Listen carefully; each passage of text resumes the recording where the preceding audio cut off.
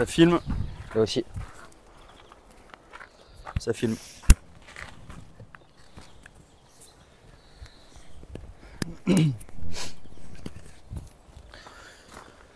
Salut les petits potes.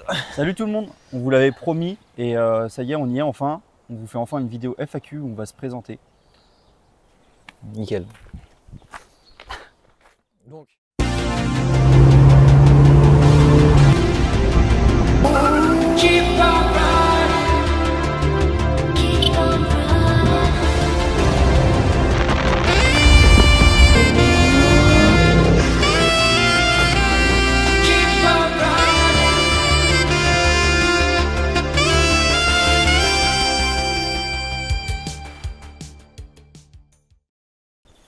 Alors moi c'est Valentin Kilmer, j'ai 28 ans et je suis cofondateur de Akagi Import. Alors moi c'est Jimmy Sobandit, alias Yellow Driver sur Instagram et TikTok, et je suis aussi cofondateur de l'entreprise Akagi Import. Alors au niveau du parcours, on a fait quelque chose d'assez similaire. Moi j'ai fait un bac+3 en communication digitale et ensuite je suis parti sur un master en création d'entreprise et gestion d'entreprise. Et après du coup on a créé notre société avec Jimmy, donc agence Akagi, on en parlera après. Et puis ensuite on a directement créé Akagi Import. Pour ma part c'est à peu près similaire avec Valentin. J'ai fait un bac+3, donc un bac informatique que j'ai pas forcément aimé. Et j'ai continué en fait ma voie sur un master, donc un bac+5 de la même filière que Valentin, en stratégie de communication et entrepreneuriat. Alors au niveau de notre rencontre, c'est assez marrant. Alors moi j'ai toujours été passionné automobile et en fait Jimmy je le voyais arriver à notre école avec sa 350Z à l'époque. Et moi j'avais pas encore les moyens d'avoir une petite voiture de sport. Et un jour j'ai été le voir en lui disant cool ta caisse mon gars, est-ce que je peux venir avec toi dans la bagnole faire un tour? Faut bien dire que je le connaissais pas du tout. Il y a un étranger qui tape à la porte, il vient, il fait ouais, est-ce que je peux monter avec toi? Et là cet enculé il me regarde et il fait bah non. Bah non en fait. Et du coup je me suis dit bon bah ça c'est un tocard, je serai jamais pote avec un mec comme ça. Et du coup c'est comme ça qu'on s'est rencontrés pour la première fois. Après de fil en aiguille, nos copines avaient des amis en commun, donc on s'est vus, revus, etc. Et puis il a fini par voir que bah oui j'aimais bien les voitures et que j'étais passionné aussi. Et du coup j'ai acheté ma première Mazda MX-5 et puis après c'est bon, on a commencé à se faire des sorties ensemble. Et puis voilà. Et pour aller plus loin en fait on a créé tous les deux une structure quand on était à l'école. C'était une agence d'événementiel, on avait créé notre première entreprise en fait à l'école. Ouais. Donc notre premier projet à deux. Et on faisait des événements, alors certains connaissent très bien, c'est AutoNation qu'on avait fait à Blain, c'est vraiment un salon automobile qui regroupait quasiment 500 véhicules sur le parking avec des exposants qui venaient présenter leur métier, leur savoir-faire, etc. Et ouais, c'est vraiment parti de là. Alors la passion de l'automobile, elle me vient depuis que je suis tout petit personnellement. C'est mon père et mon grand-père qui m'ont inculqué ça. Mon père parce qu'il a eu beaucoup de voitures sportives quand il était jeune, donc des AX Sport, 205 GTI, tout ça. Et puis à force de m'en parler, j'ai fini par aimer. Et mon grand-père aussi parce qu'il m'emmenait tous les ans aux 24 heures du Mans. Et puis il est aussi lui féru d'automobile. Donc c'est comme ça que j'ai commencé à mettre un premier pied dans l'automobile. Puis après dès que j'ai eu le permis, j'ai appris à aimer juste conduire. Alors j'avais une voiture de merde, hein, mais j'adorais la conduire, etc. Et j'ai commencé à me renseigner, à faire mes vidanges tout seul. Donc la mécanique, là, j'ai commencé à aimer aussi. Et puis tout le reste, après, est venu de Akagi Import, du fait qu'on soit baigné dans l'automobile depuis toujours et de fil en aiguille. En vrai, le fait d'avoir notre métier, ça nous a encore plus enfoncé notre passion du coup. Ouais, c'est clair. Pour ma part, c'est un peu marrant parce qu'en fait, dans ma famille, il n'y a personne qui aime vraiment l'automobile. C'est juste en fait mes grands-parents, ils venaient déjeuner chez mes parents tous les vendredis soirs. Et tous les vendredis soirs, j'avais droit à une petite voiture, donc j'avais une petite collection de petites voitures. Et là, je commençais à connaître les modèles, je commençais à connaître différentes marques des voitures. Après, il y a mon meilleur ami qui s'appelle Alex Chantepie. Il aimait aussi les voitures, on s'est rencontrés au primaire, on a commencé à parler voitures, on a commencé à jouer aux jeux vidéo, Need for Speed, Underground 2. Et là, déjà, à partir de là, je commençais déjà à beaucoup aimer la culture japonaise, nippone, sur les voitures comme les Nissan, les Skyline, enfin tous ces modèles-là. Et au fur et à mesure, de fil en aiguille, j'ai pu m'acheter ma première voiture, qui était une simple voiture, une C4 coupée. J'en garde un bon souvenir en vrai. Elle était trop bien. J'avais fait mon premier Touguet contre une S14. C'était hyper marrant dans les marais salants. Mais sinon, juste après, j'ai acheté une Mazda RX-8, très sympa. Et maintenant, aujourd'hui, j'ai la 350Z qui est derrière moi. Je l'ai acheté quand j'avais C'est une question après, ça. 20 ans ou 21 ans. Mais du coup, c'est une question après. Ouais, vous avez vu quoi comme voiture? Ah, on l'attend pour plus tard. Alors dans les voitures que j'ai déjà eues, ma première voiture c'était une 306 HDI 90 chevaux. Mais elle avait le pack premium avec tu sais, les bas de casse-pain, elle avait le toit ouvrant, elle avait les enceintes dans le coffre d'origine. Ah, t'étais Elle premium, avait les toi. essuie-glaces automatiques, Tu t'en c'était viens pas la petite 306. Et j'étais deg parce que c'est mes parents qui me l'ont offert à mes 18 ans et j'avais pas encore le permis. Je le passais dans la semaine qui suivait et je l'ai loupé. Et du coup pendant 2 mois je la voyais dans mon garage et je pouvais pas l'utiliser et j'étais vraiment archi deg. Et après du coup j'ai eu le permis, j'ai roulé avec pendant bien 60 000 bornes pendant 3-4 ans. Et au bout de 3-4 ans, je l'ai vendu pour m'acheter une Mazda MX-5 Niseko en 1,8 litre 126 chevaux. Elle était super belle celle-là. Ouais, franchement c'est un premier pied Ouais. à l'étrier, c'était stylé. Après je l'ai vendu pour une 350Z, donc une Z de base grise comme toutes les Z, enfin comme les 3/4 des Z en France. J'avais été la chercher à Lyon. Et après ça j'ai vendu ma Z pour une MX-5, que j'ai vendu pour une deuxième MX-5, que j'ai vendu pour une troisième MX-5, que j'ai vendu pour une quatrième et pour une cinquième MX-5. Que des NC en 2 litres 160. Donc vraiment j'adorais le modèle, mais je voulais toujours avoir la NCFL, après le toit en dur, enfin du coup j'en ai eu plein. Ouais, t'as toujours eu un step au-dessus. Au début, t'avais Ouais. la NC 2 litres classique, aucune option. Ouais, tout Après, t'as eu l'Expression, après, t'as eu la Niseko, après, t'as eu la NCFL. C'était de mieux en mieux. Ouais. Et en fait, après, je l'ai vendu pour une MX-5 NA 1 litre 6 110, vert anglais avec l'intérieur beige, franchement trop stylé. Et que j'ai vendu pour avoir ma Toyota GT86 qui est juste derrière.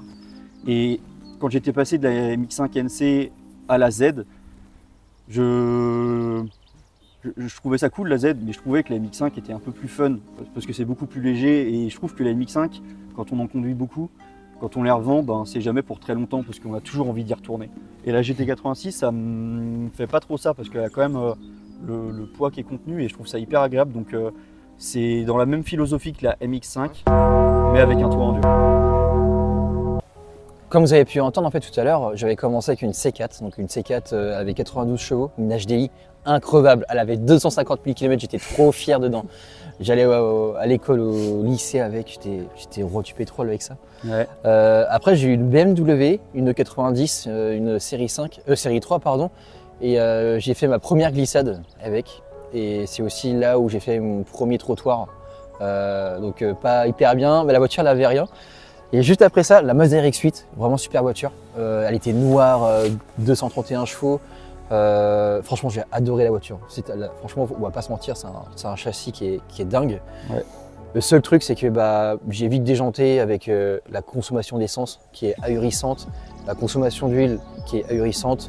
Il y a toujours, tous les matins, en fait, tu te poses des questions si elle va démarrer parce que du coup, tu as le trio infernal, les bougies, les bobines d'allumage, les câbles d'allumage. Enfin, c'est un enfer. Et en plus, du coup, les paires de compression sur C'est trop dommage. certains modèles. C'est dommage qu'il y ait autant de problèmes sur cette voiture, Ouais. mais j'en garde un bon souvenir. Et juste après ça, du coup, je voulais passer un petit peu un step au-dessus, un truc un peu plus fiable. Et j'ai trouvé cette 350Z à Toulouse. À la base, elle avait quasiment rien. Il y avait juste les étriers Aston Martin qui étaient déjà posés dessus et des combinés filetés. Sinon, il n'y avait rien de plus. J'ai entièrement modifié la voiture, mais on verra tout à l'heure, je vous la présenterai un peu plus en détail. Sachant qu'en plus de ça, à deux, on a déjà eu des voitures qu'on s'est achetées tous les deux pour le fun.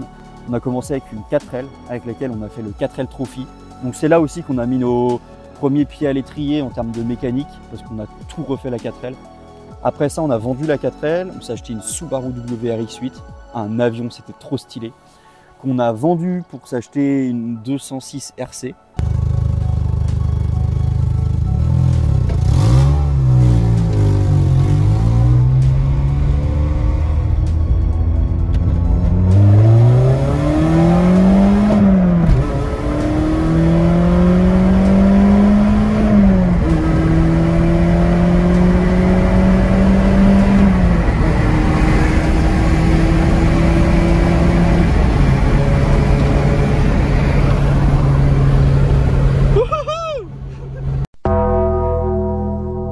Un enfer.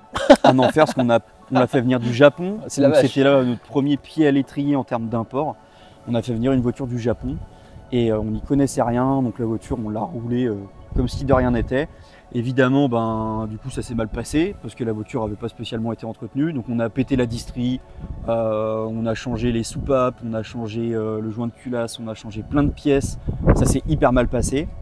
Après ça, on s'est acheté une Mazda MX-5, Ouais, tous les deux. une BMW E92 320i et à la fin, une Clio 3 RS. Ça Et là, marchait, ça marchait de ouf. Putain. Franchement, c'est trop dommage parce Ouais. que les voitures françaises, elles sont vraiment incroyables. Mais là aussi, du coup, on a pété le bloc. Enfin, on l'a vendu.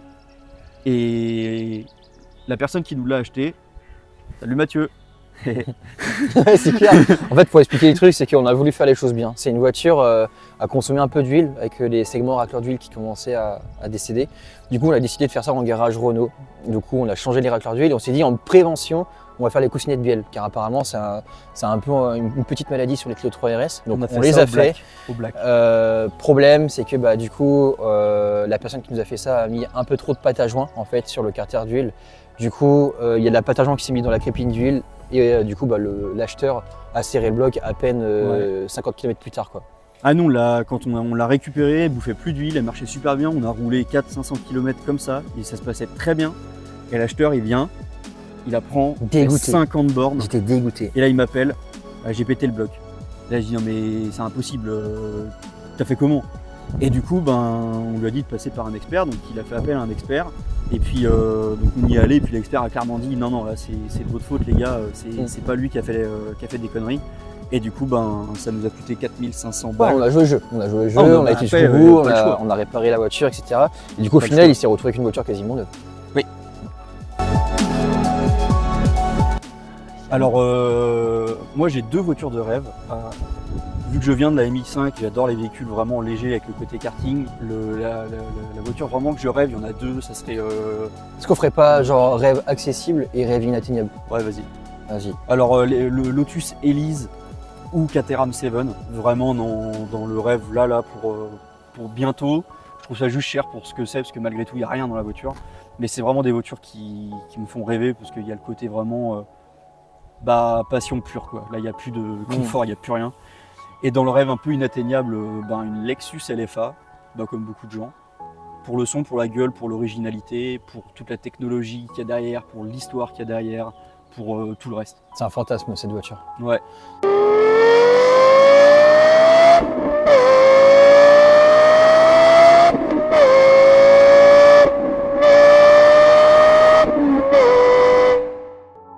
Moi, pour ma part, ça serait, beaucoup de personnes le savent, c'est comme ça qu'on dit. Moi, ce serait une Aston Martin Vantage V8. Alors le V12 si les finances me le permettent, mais c'est vraiment une voiture que j'adore dans sa philosophie. Une belle voiture comme à l'anglaise, comme avant, qui se démode pas, qui est encore jolie aujourd'hui.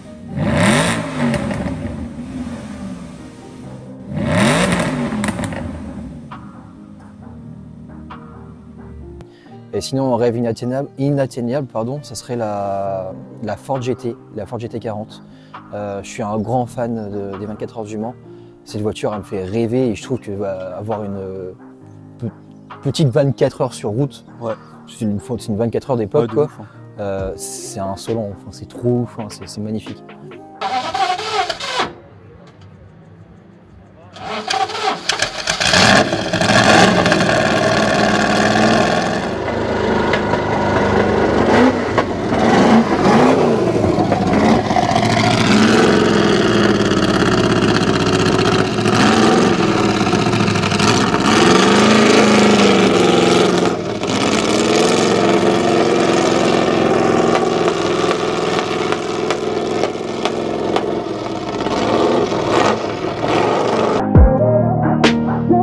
Au quotidien, moi, on roule avec la même voiture.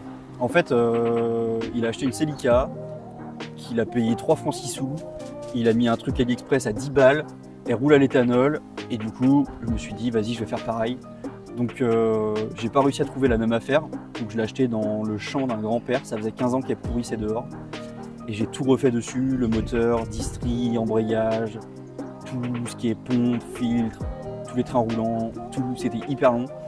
Là aujourd'hui elle a encore un petit problème de chauffe, mais du coup ça c'est ma voiture de tous les jours. Et sinon pour me faire plaisir, le petit GT86 derrière qui sera bientôt à vendre. Si ça vous intéresse, envoyez-moi un message. Donc là actuellement je roule en Toyota Celica, donc comme Valentin, comme il a dit. C'est une Toyota Celica qui est de la même année que moi, de la même année de naissance, en 1995. Donc c'est les T200, le 1,8 litre, mais c'est une voiture qui est hyper fiable que j'ai chopée à mon cousin. Mon cousin, il l'avait laissé en fait dans son jardin pendant 4-5 ans, elle roulait plus du tout. Avec la voiture, c'est trop bien parce que pour 20 balles, hop, on lui met un kit éthanol, un régulateur de pression d'essence. On lui met une légère avance à l'allumage, du coup c'est une voiture qui coûte rien au quotidien, les pièces coûtent rien, donc c'est vraiment génial. Et sinon, pour la voiture du week-end, la voiture de plaisir, c'est la 350Z derrière, qui est en turbo.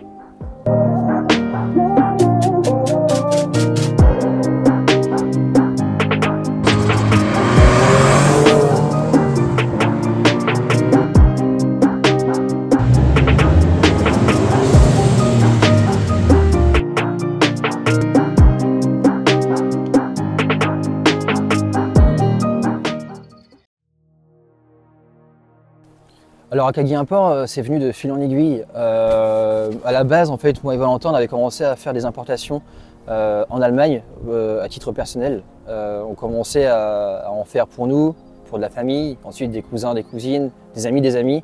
Ça devenait beaucoup trop et du coup, on a décidé de créer Akagi Import. Ouais. Donc Akagi Import, c'est une société qui permet de faire de l'importation de tous les pays d'Europe, majoritairement, on va dire. Donc Pays-Bas, Suède, Allemagne, Autriche, etc. C'est un métier qui relie notre passion automobile plus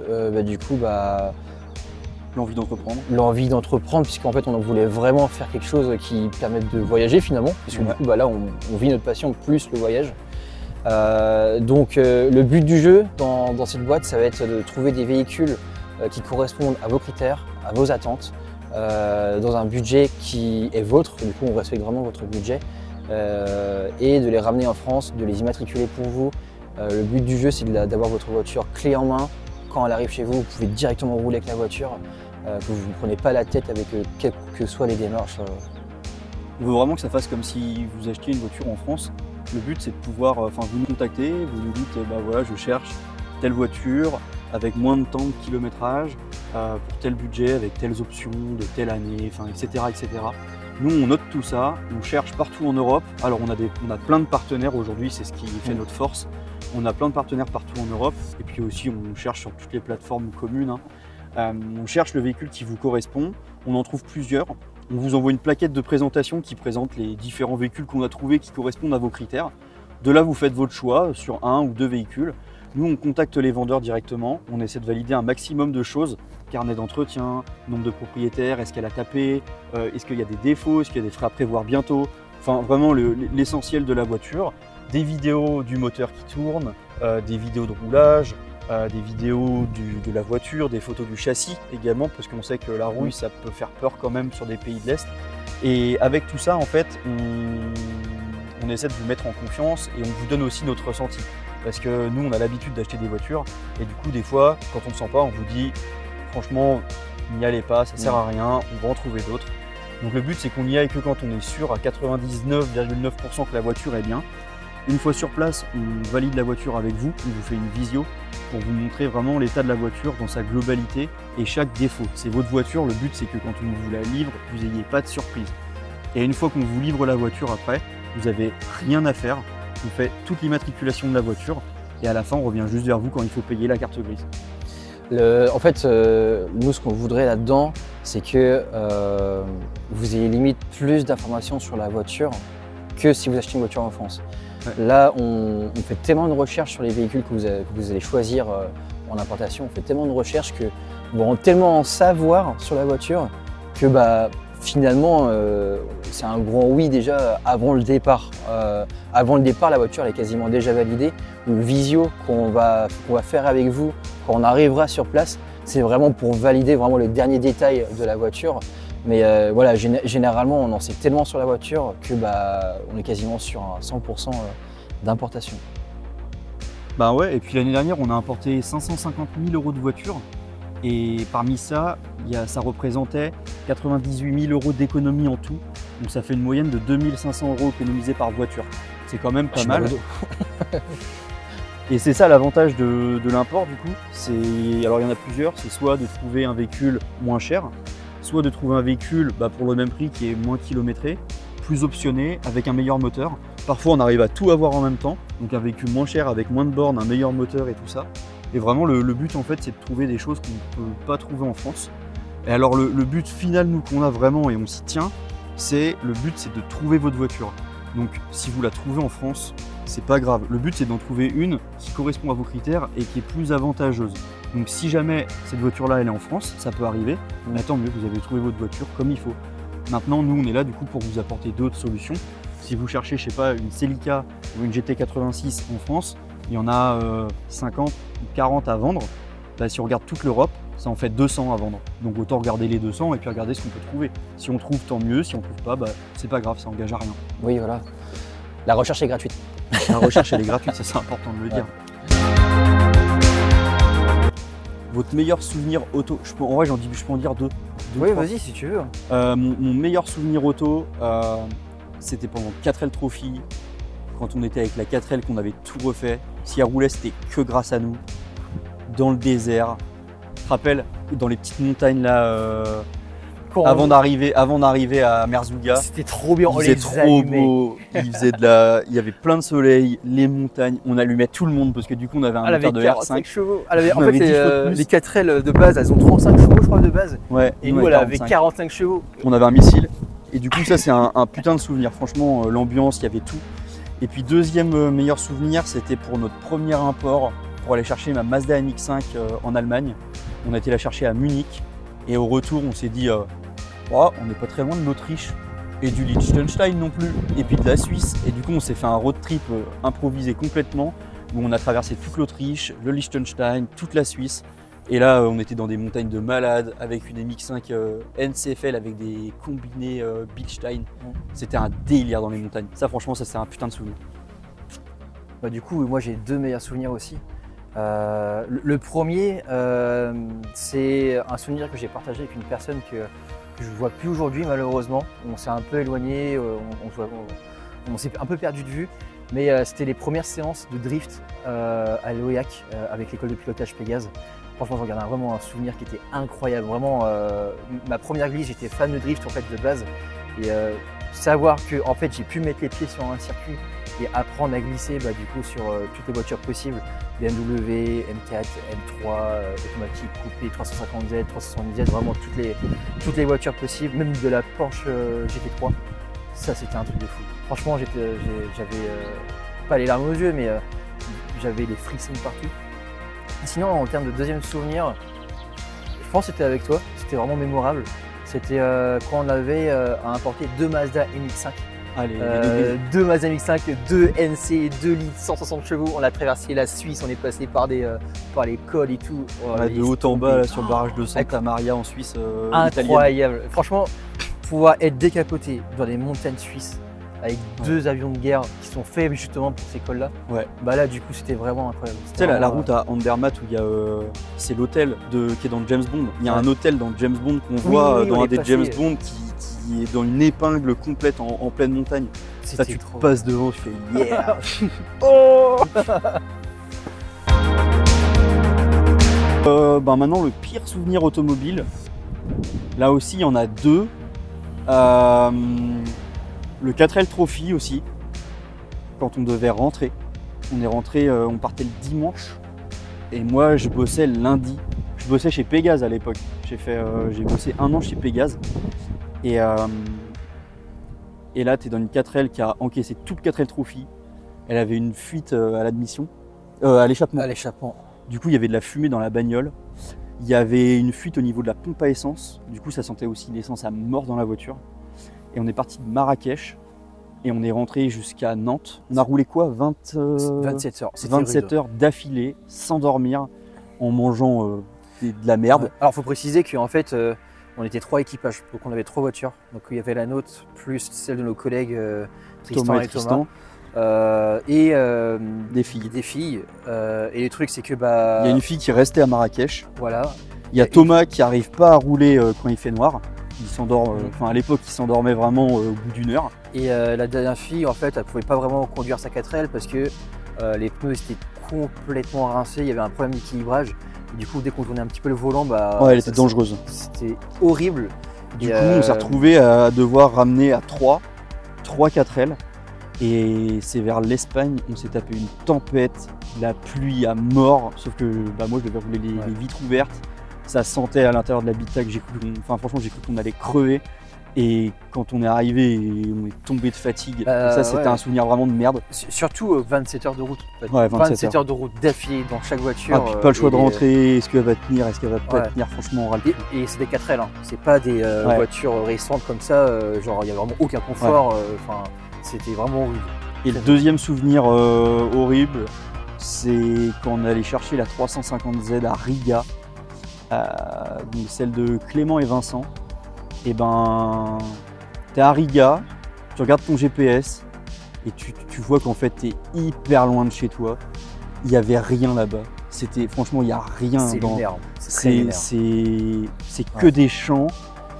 C'est une route à 90, pas d'autoroute, et toutes les routes qui sortent de cette route-là, c'est des routes en terre. C'est vraiment c'est un monde à part. Et là, tu es là avec ta voiture et tu te dis, j'ai la moindre panne. Là, je meurs ici, quoi. C'est fini. Et là, je me rappelle, je me suis dit, ah ouais, là, on va quand même loin avec Akagi Import. Tu te fais kidnapper là-bas, c'est mort, personne ne te retrouve pas. C'est impossible. Donc voilà. Et moi, mon pire souvenir, en vrai, il y en a eu un qui s'est passé récemment. C'était pas drôle.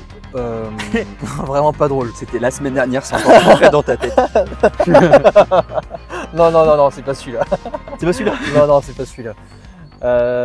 En fait, quand je vous disais tout à l'heure, j'ai une 350Z et cette 350Z là, mon rêve ultime de cette voiture, c'était de la passer turbo. Du coup, j'étais tout content, j'avais installé toutes les pièces moteurs, plus le turbo, enfin vraiment tout était prêt pour conduire ma voiture. Je fais des essais, j'ai roulé à peu près 20 bornes, j'ai éteint la voiture, je suis reparti faire un tour pour retester les réglages. Et là, à peine, elle est vraiment à littéralement 5 mètres de chez moi. La voiture s'arrête. Je fais oh non, qu'est-ce qui s'est passé? J'essaye de redémarrer, je vois que ça claque. Genre je démarre, mais tu vois, t'entends bien le démarreur qui fait. Là je fais oh non. Non. Le bruit que t'aimes pas. Là je mets la cinquième, j'essaie de pousser la voiture pour voir en fait si le moteur était bloqué, littéralement. Et là je vois qu'il est bloqué, j'ai détruit un moteur avec le turbo. Et là du coup ça m'avait un peu dégoûté du turbo, j'étais mais non, mais c'est pas possible. J'avais une boule au ventre, mais genre ça allait vraiment pas du tout. Je sais pas si vous faites, si vous nous regardez, je sais pas si vous faites beaucoup de mécanique, mais quand tu fais un peu de mécanique, nous on en a fait quand même pas mal. Il y a des bruits que quand tu l'entends, tu commences à avoir le cœur qui accélère. Tu as l'impression que tu vas faire une descente d'organes. Ouais. Des bruits de coussinet de bielle quand ça commence à claquer, des bruits pas bien, hein. Quand le démarreur il tourne mais que le moteur se lance pas, des bruits comme ça. Tu te dis non, putain. Et du coup, voilà, donc le moteur a pété devant chez moi, putain. Et c'est le dessin avec le bruit et le tarif chez le garage. Oui. Clouc, c'est un bruit cher. Ouais. Clac, c'est un bruit pas très cher. Et du coup, pour ce problème-là, j'ai sorti le moteur de ma voiture, j'en ai installé un autre. Et quand j'ai fini d'installer le mien, j'ai ouvert l'ancien moteur. C'était un truc de merde. Mais c'était. En fait, j'ai monté le turbo avec mon beau-frère. Et il y a un de nous deux. On ne sait pas qui c'est, c'est une erreur vraiment minable. Il y a une tête de vis qui est tombée en fait dans l'admission et cette tête de vis qui est passée dans l'admission, du coup elle est passée dans le bloc et ça a bloqué. Et quand j'ai ouvert, en fait, il n'y avait pas tant de dégâts que ça finalement. Il y avait juste le piston qui était un peu marqué. Ah, t'as eu de la chance. Mais en fait, le piston, c'est la petite tête de vis qui bloquait le moteur. Une fois retiré, il n'y avait pas vraiment de dommages apparents. Ouais. Et c'est ouf parce que ça n'a même pas plié. Ça n'a pas rayé, ça n'a pas plié sous l'op, ça n'a pas rayé les cylindres, ça n'a pas pété la culasse. On va dire heureusement que j'étais pas en pleine charge. Genre ça s'est arrêté devant chez moi. Tu fais ça avec 2 barres de pression à 4000 tours minute, c'est pas la même. Donc ça c'est vraiment un de mes pires souvenirs. Ouais. Bon, du coup on va vous parler un peu de notre quotidien. Est-ce que c'est pas trop dur de faire de l'import? Alors c'est toujours le problème de faire de sa passion son métier. Il y a toujours la possibilité que en fait, cette passion-là, on s'en dégoûte un petit peu. C'est vrai que l'automobile, quand c'est que le week-end, pour aller faire des balades avec les amis, ou quand c'est juste ouvrir son garage et voir une belle voiture, ça reste toujours cool, c'est que des bons souvenirs. C'est plaisant. Mais c'est vrai que nous, on baigne dedans H24. Là, à l'heure où on tourne la vidéo, moi je reviens de Hongrie, importer une Lexus GSF, donc franchement ça fait rêver tout le monde, et même moi quand j'étais devant, voilà. Mais à la fin des 2000 bornes de trajet, bon, bah, on la trouve un peu moins cool la voiture, enfin, on a juste envie de rentrer chez soi. Là pour le début, en fait, quand on a commencé la dernière port, on s'est dit putain c'est un truc de fou, enfin, on conduit des voitures quand même qui est dingue, on est trop content, c'est que mine de rien en fait dans notre métier, c'est que bah, de 1 on n'est jamais là. On a un travail antérieur à l'import, en fait, c'est la recherche, les vérifications, et tout ça, ça prend un temps monstre. Et l'immatriculation de la voiture. Oui. Et quand on va chercher la voiture, on va dire c'est la part de plaisir, mais il y a quand même, faut se dire, des fois, il y a quand même des 27 heures de route à se taper. On est obligé de charbonner parce que du coup faut quand même livrer la voiture dans les temps. En dehors de ça aussi, il ne faut pas oublier qu'il y a peut-être la passion automobile, mais il y a aussi tout le côté administratif. C'est que quand vous avez une voiture, il faut rédiger des contrats forcément parce que du coup on est une société, on est sérieux et il faut que les contrats soient respectés. On a aussi tout le côté communication parce que ça c'est quand même un gros boulot. Il faut savoir communiquer sur les réseaux sociaux, il faut savoir vous montrer les voitures qu'on importe, montrer un petit peu les nouveautés qu'on arrive à avoir chez nous, ce qu'on peut importer et vous donner envie justement d'apporter des voitures, vous montrer que le marché Europe est vraiment intéressant par rapport à celui qui est en France. Mais voilà, c'est un gros métier, il y a beaucoup de choses à faire et on compte pas nos heures. On peut très bien commencer à 8 h du matin et finir à minuit. Enfin, c'est assez fréquent. Ce qu'on montre aussi sur Instagram, voilà, quand on est dans un bel endroit, on vous montre le bel endroit avec la voiture, avec le fond d'écran, tout ça. Voilà, ça fait rêver, honnêtement ça fait vraiment rêver. Et même nous, on adore ce qu'on fait, sinon on ne le ferait pas. Mais avant de prendre cette photo avec le beau paysage derrière, des fois on a roulé 10-12 heures derrière et puis on n'a rien fait, on est dans la voiture comme ça à 130 et on se dit mais qu'est-ce que je fous là putain. Mais c'est quand même notre métier de rêve, on a toujours rêvé de faire ça. Aujourd'hui on le fait avec passion, mais c'est on adore pas ce qu'on donné fait. À tout le monde de le faire. Et en plus de ça on a la chance de pouvoir essayer des véhicules qui sont uniques comme la GSF qui est juste là. On a un partenaire qui nous permet d'essayer des voitures qui sont incroyables comme la GTR 2200 Chevaux là. Oh là là.